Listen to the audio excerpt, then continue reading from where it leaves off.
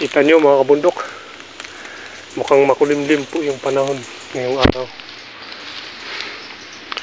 Diyan po mga kabundok ay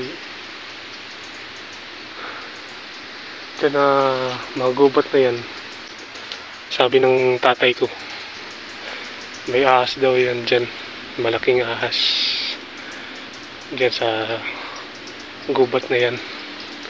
Ayan, nakikita nyo yung gubat na yan. Pag pumasok ka dyan mga kabundok, napakadilim. Nandito na po kami sa pinakatuktok nitong mga nyug, nitong bundok namin. Ayan, papakita ko po sa inyo. Napakalawak po nitong gubat. Ayan mga kabundok,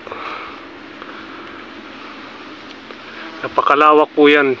Gubat po yan dyan sa taas na yun hanggang dun sa dulo, puro gubat.